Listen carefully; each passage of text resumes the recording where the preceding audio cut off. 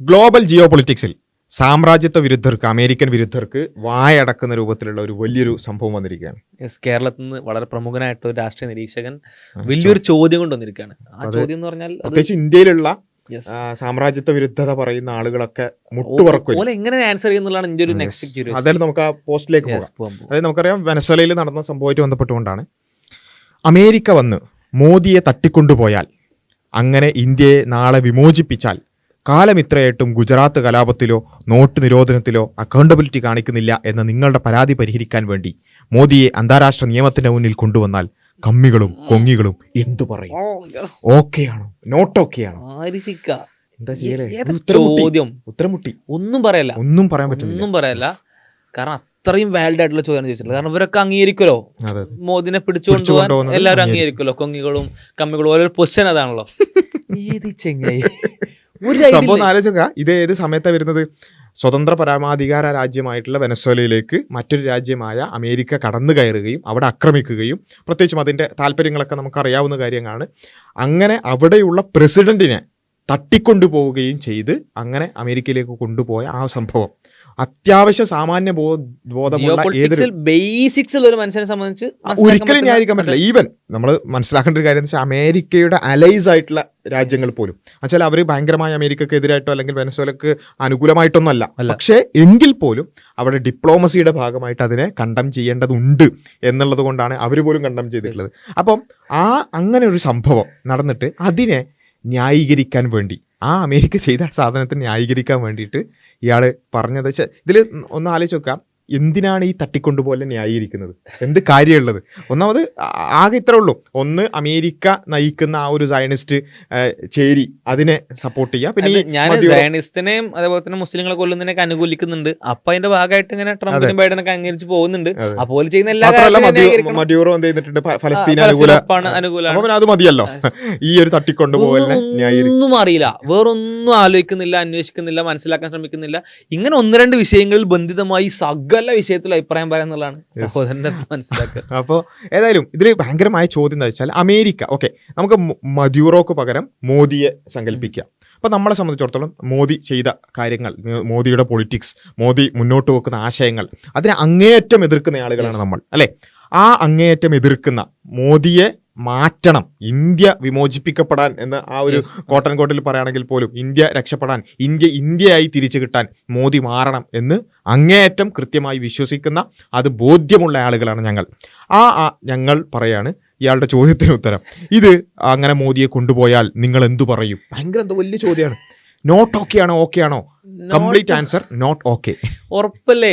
കാരണം ഇവിടെ ഇന്ത്യയെ സംബന്ധിച്ച് എന്തൊക്കെ തരത്തിലുള്ള പ്രശ്നങ്ങൾ മോദിയെ കൊണ്ട് ഉണ്ടാകുന്നുണ്ടെങ്കിലും, എന്തൊക്കെ ബുദ്ധിമുട്ടുകൾ ഇവിടെ ഉണ്ടാകുന്നുണ്ടെങ്കിലും, ഭരണപരമായിട്ടുള്ള പ്രശ്നമാണെങ്കിലും നയപരമായിട്ടുള്ള പ്രശ്നമാണെങ്കിലും രാഷ്ട്രീയ പ്രശ്നമാണെങ്കിലും, അദ്ദേഹത്തെ ഭരണാധികാരിയാണ്. ആ ഭരണാധികാരിയുടെ എന്താ പറയുക സ്പേസിൽ കയറി മറ്റൊരു രാജ്യം ഇടപെടുന്നുണ്ടെങ്കിൽ അത് ഏത് രാജ്യം ആയിക്കോട്ടെ, ആ രാജ്യം ചെയ്യുന്നത് തെറ്റാണ്. അത് നമ്മൾ മാത്രമല്ല, ചൈനക്കാരും പറയും തെറ്റാന്നുള്ളത്.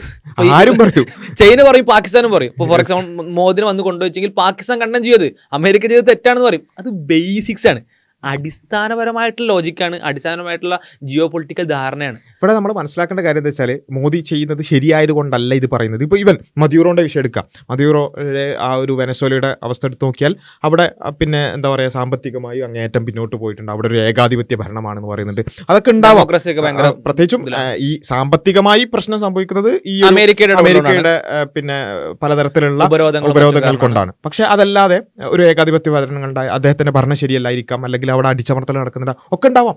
പക്ഷേ അത് ഒരിക്കലും മറ്റൊരു രാജ്യത്തിന്, ഈ സ്വതന്ത്ര പരമാധികാര രാജ്യത്തേക്ക് കടന്നു കയറിക്കൊണ്ട് തട്ടിക്കൊണ്ടുപോകാനുള്ള ന്യായമല്ല. ഇതൊക്കെ ഉണ്ടെങ്കിൽ ഈ മഡ്യൂറോയെ അതൊക്കെയാണെന്ന് അതേപോലെ സമ്മതിച്ചാൽ പോലും അത് ചെയ്യേണ്ടത് അമേരിക്കയല്ല. ഇതാണ് അടിസ്ഥാനം. അവരെ ആരും ഇത് ഏൽപ്പിക്കുന്നില്ല. ഇനി അന്താരാഷ്ട്ര കാര്യങ്ങൾ, അത്തരത്തിൽ രാജ്യങ്ങൾ തമ്മിലുള്ള വിഷയങ്ങളോ അല്ലെങ്കിൽ രാജ്യത്തിന്റെ ഉള്ളിലുള്ള വിഷയങ്ങളോ ഭയങ്കരമായിട്ട് എന്തെങ്കിലുമൊക്കെ വയലേറ്റ് ചെയ്യുന്നുണ്ട്, അല്ലെങ്കിൽ അത്തരത്തിലുള്ള റൈറ്റ്സ് വയലേറ്റ് ചെയ്യുന്നുണ്ടെങ്കിൽ അവിടെ ഇടപെടാൻ UN ഉണ്ട്, അങ്ങനെയുള്ള നോർമേറ്റീവ് ഇൻസ്റ്റിറ്റ്യൂഷൻസ് ഉണ്ട്, ICC ഉണ്ട്, അതുപോലെ തന്നെ UN ഉണ്ട്. ഇതുപോലെയുള്ള നോർമേറ്റീവ് ഇൻസ്റ്റിറ്റ്യൂഷൻസ് ഉണ്ട്. അവരാണ് എന്ത് ചെയ്യേണ്ടത്? ഇതിൽ ഇടപെടേണ്ടത്. അല്ലാതെ ഒരു രാജ്യം പോയിട്ട് മറ്റൊരു രാജ്യത്തിലെ, ഫോർ എക്സാമ്പിൾ ആലോചിച്ച് നോക്കുക, നമ്മൾ ഇപ്പോൾ നേപ്പാളിൽ പ്രശ്നമുണ്ട്, നമ്മൾ നേപ്പാൾ പിടിച്ചടക്കുക, അല്ലെങ്കിൽ ഭൂട്ടാൻ പ്രശ്നമുണ്ട്, ഭൂട്ടാൻ പിടിച്ചടക്കുക, അല്ലെങ്കിൽ ചൈന ഇന്ത്യയിൽ പ്രശ്നമുണ്ട്, ചൈന പിടിച്ചടക്കുക. അതിനെങ്ങനെയാണ് ലോജിക്കുള്ള ഒരാൾക്ക് അക്സെപ്റ്റ് ചെയ്യാൻ പറ്റുക, അംഗീകരിക്കാൻ പറ്റുക? ആരിഫിനെ പോലത്തെ ആൾക്കാരല്ല, ലോജിക്കുള്ള ആൾക്കാർക്ക് അതെങ്ങനെയാണ് അംഗീകരിക്കാൻ പറ്റുക? ജിയോ പൊളിറ്റിക്കൽ ധാരണ ഒരു ലെവലേഷൻ തീണ്ടിയിട്ടില്ല എന്നാണ് മനസ്സിലാക്കുന്നത്. മാത്രമല്ല ഇതിൽ നമ്മൾ മനസ്സിലാക്കേണ്ടത് ഇത് എങ്ങനെയാണ് വർക്ക് ചെയ്യുന്നത്. അതിനുള്ള ഉദാഹരണങ്ങൾ ഉണ്ടല്ലോ. ഇപ്പോൾ ഉദാഹരണത്തിന് ICJയും ICCയും ഒക്കെ അറസ്റ്റ് വാറണ്ട് പ്രഖ്യാപിച്ചു. ആർക്കെതിരെ? ഇപ്പോൾ ലോകത്ത് നടക്കുന്ന വംശഹത്യ നടത്തുന്ന നെതന്യാഹുവിനെതിരെ അറസ്റ്റ് വാറണ്ട് പ്രഖ്യാപിച്ചിട്ടുള്ളത് ഈ പറഞ്ഞ നോമേറ്റീവ് ഇൻസ്റ്റിറ്റ്യൂഷൻസ് ആണ്. ഇതുപോലെയുള്ള പിന്നെ ഇന്റർനാഷണൽ ക്രിമിനൽ കോർട്ടും കോർട്ട് ഓഫ് ജസ്റ്റിസും ഒക്കെയാണ് എന്ത് ചെയ്തിട്ടുള്ളത്, അറസ്റ്റ് വാറണ്ട് പ്രഖ്യാപിച്ചിട്ടുള്ളത്.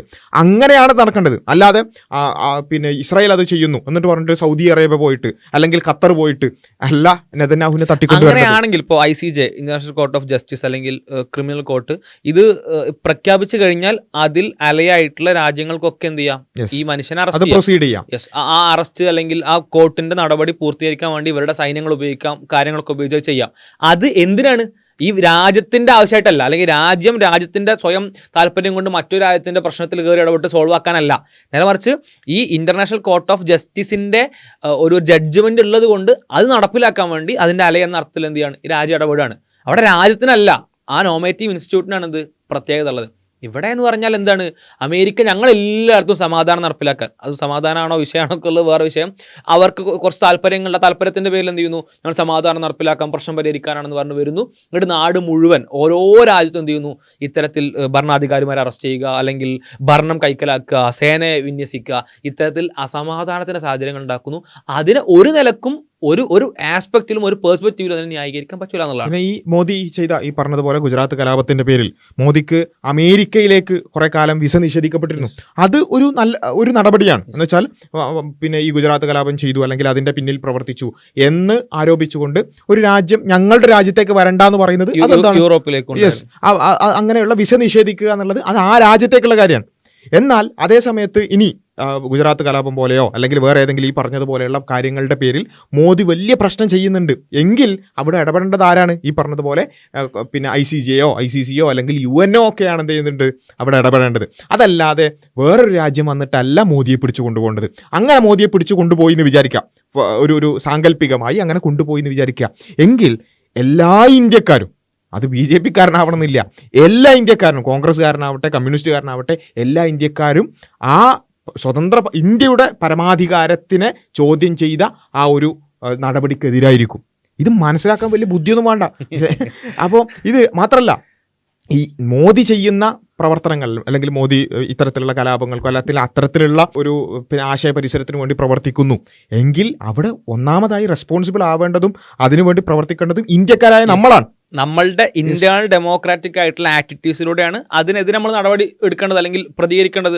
സമരങ്ങൾ ഉണ്ടാവണം, പ്രൊട്ടസ്റ്റുകൾ ഉണ്ടാവണം, ഇലക്ഷനിൽ അത് റിഫ്ലക്ട് ചെയ്യണം, ഇവിടുത്തെ ജനകീയമായിട്ടുള്ള മൂവ്മെന്റുകൾ ഉണ്ടാവണം. അതാണ് അതിന്റെ മാർഗം.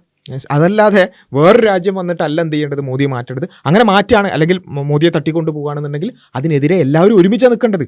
ഈ ബേസിക് കോമൺ സെൻസ് ഇല്ലാത്ത ആളുകളോട് എങ്ങനെ നമുക്ക് ഇതൊക്കെ പറഞ്ഞു കൊടുക്കാന്ന് എനിക്കറിയില്ല. പോസ്റ്റിലോട് ഉദ്ദേശിച്ചിട്ടുണ്ടാവുക ഞാൻ സംഖ്യയല്ല, ഞാൻ മോദിയെ എതിർക്കുന്ന ആൾ കൂടിയാണ് എന്നൊരു എന്താ പറയാ ഇൻഹറന്റ് സാധനം കൂടി മേ ബി വിചാരിച്ചിട്ടുണ്ടാവും. അത്രമാത്രം ചിന്തിക്കാനുള്ള ബുദ്ധിയൊന്നുമില്ല.